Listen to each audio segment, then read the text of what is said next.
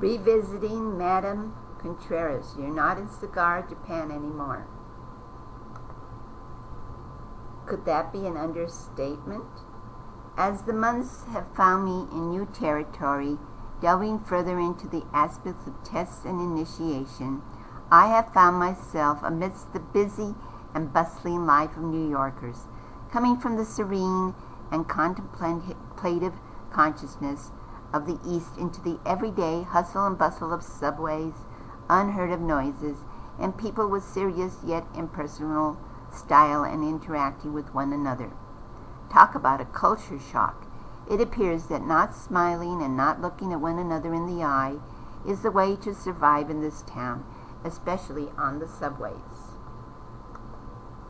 My own insight into the subways is that having encountered many annoying solar plexus upsets after leaving the subway, it caused to me that I was actually delving into the astral world of Maya, or in better terms, the energies of people's fears, doubts, pride, lust, greed, and insecurities.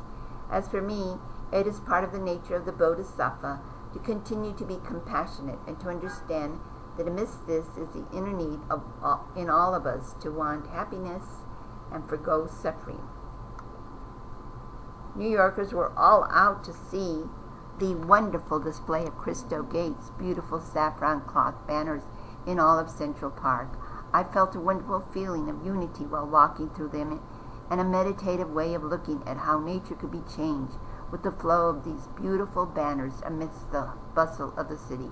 It was a peaceful and beautiful experience to see New Yorkers partake in this awareness. It slowly changes my perspective of the coldness that is in the faces of these New Yorkers. Maybe I have some compassion setting in. Currently, the biggest tests that have come to my life is that of trying to integrate a part of myself to be a meaningful and productive servant to those I come in contact with daily, on a daily basis. As a substitute Montessori teacher, also as an administrative assistant, a Spanish teacher, it would appear that my past embodiments have caught up with me.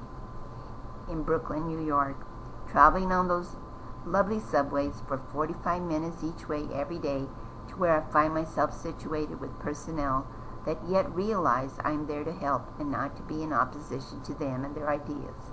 Well, maybe that could be one of my tests to overcome and see them with compassion. I believe it.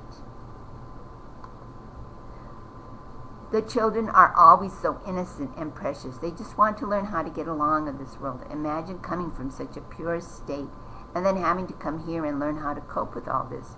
Children are pure love, and all they want to do is give it to you.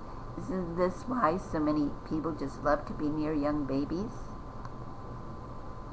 I seem to be in this place in time for more life lessons coming from the east to the west, and one of the best places to be is New York, where you can find the diversity of every culture and country. My only aspiration is that amongst it all, I will find the inner strength to share my compassion with them as they learn the experience their lives also. If you can make it in New York, you can make it anywhere.